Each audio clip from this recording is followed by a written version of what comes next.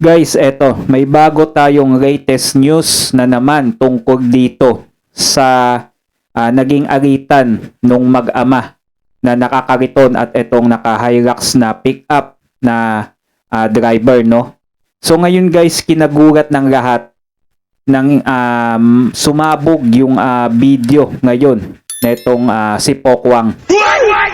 Alam pala ninyo guys na eto parang si Pokwang at itong driver ng Hilux ay magkapatid pala.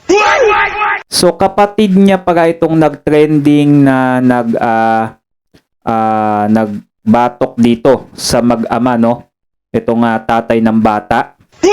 So dito makikita natin na humingi ng tawad o ng pasensya itong si Pokwang dahil sa ginawa at sa asal ng kanyang kapatid.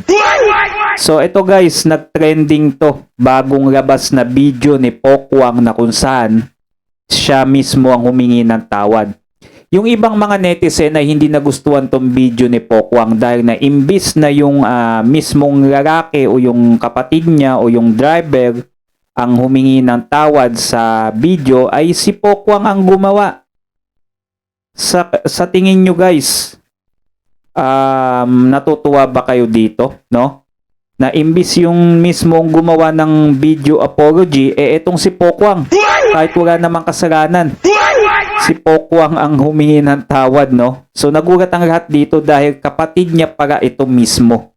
Ito nag-trending. So mukhang inunahan na ni Pokwang na mag-apologize kaysa malaman ng tao na kapatid niya to, no?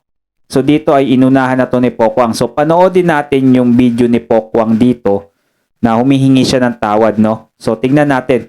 Dahil kapatid niya yan, syempre, hingi talaga siya ng tawad dahil unang-una, siya ang masisira din dyan, no? Sa ginawa ng kapatid niya, no? Sasabihin, ganito pa rin kapatid ni Pokwang, ganito pa mga ugali nila, no? So yun ang iisipin ng taong bayan, no? So eto, panoodin natin yung video. Magandang umaga po sa inyong lahat. Okay na sana, pinagin niya po ulit. Magandang umaga po sa inyong lahat. Isang magandang araw ng December 16, unang simbang gabi ng kapwa ko mga Katoliko. Ayan, magandang umaga po. May gusto lang po akong ipahiwatig or malaman yung lahat na totoo po yung tungkol po dun sa nag-viral po na video na isa pong lalaki na naka-Hilux na Toyotang puti. Opo, kapatid ko po yun, nag-viral siya. Galing, no? Ano po? Paalala lang po na ang kasalanan po ni Pedro ay hindi po pwedeng maging kasalanan ni Juan. Maaari pong isa kami na apelido, pero hindi naman po kami pareho lagi ng pag-iisip at ng mga gawain araw-araw. Ayan, so dito, talagang inunahan na ni Pokwang na kung may kasalanan man yung kapatid ko, wala akong kasalanan dyan, no? Mukhang yan yung pinapalabas ni Pokwang. So tama naman, wala siyang kasalanan dyan kasi kapatid niya may gawa eh. No? Kaya lang dito ay hindi natin alam kung bakit biglang talaga to si Pokwang, kung totoo ba tong paghingi niya ng apology. Tapos may balita pa nga na sinabi din dito ni Pokwang na pupunta niya mismo yung bata, no? So, ipagpatuloy natin. Ako po yung humihingi ng dispensa doon po sa kanya nakaalitan.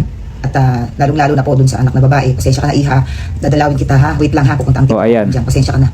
Hindi po ako natutuwa at hindi ko po dapat kampihan yung nangyari po doon sa kapatid ko.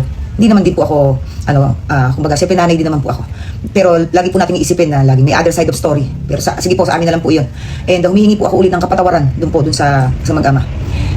So, ayan. So, mapapatawad ba ninyo itong kapatid ni Pokwang na siya na mismo humingi ng tawad? Mas maganda siguro dito ay mismo si Pokwang, no, yung yung kapatid niya, no, mismo yung humingi ng tawad dito kasi ang daming nadismaya talaga sa inasal nitong kapatid ni Pokwang na ngayon nga ay nakipag-ayos na nga dun sa mag-ama. So sa ngayon guys, okay na yung dalawang panig, no, nakipag-ayos. Hindi na tinuloy yung kaso mismo nung mag-ama, yung sa kapatid nito ni Pokwang.